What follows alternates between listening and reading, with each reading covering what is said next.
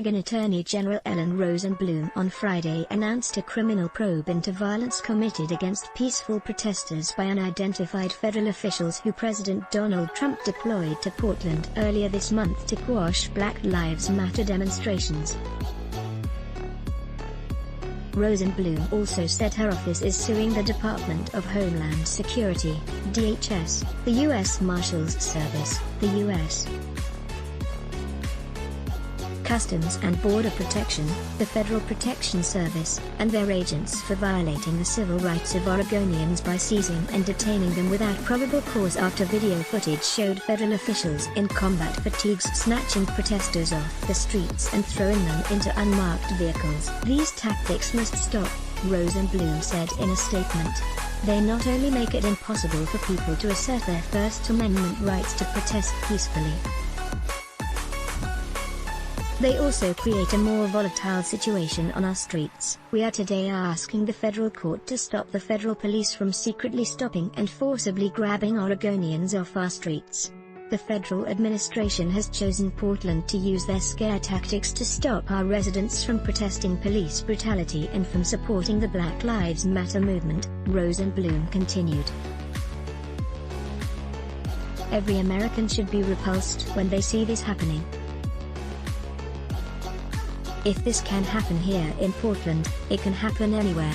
Tonight we will file a lawsuit in federal court against U.S. Department of Homeland Security, U.S. Marshals Service, U.S. Customs and Border Protection, and the Federal Protection Service alleging they seized and detained Oregonians without probable cause. Statement here, pic.twitter.com/LZSW3X offense 7X. Ellen Rosenblum, at DOJ, July 18, 2020. The criminal investigation led by the Oregon Department of Justice and Multnomah County District Attorney Rod Underhill will center on a gruesome July 11 incident in which a peaceful demonstrator was shot in the head by an impact munition.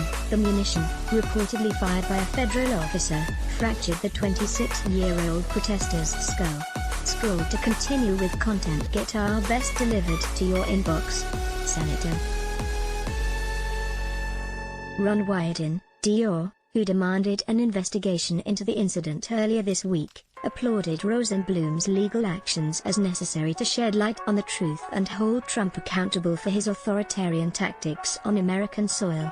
Late Friday, as the chilling conduct of federal law enforcement officers drew national outrage, Wyden joined fellow Oregon Democrats Sen. Jeff Merkley, Representative Earl Blumenauer, and Representative Suzanne Bonamici in demanding that Attorney General William Barr and Acting DHS Secretary Chad Wolf immediately withdraw all federal forces from Portland.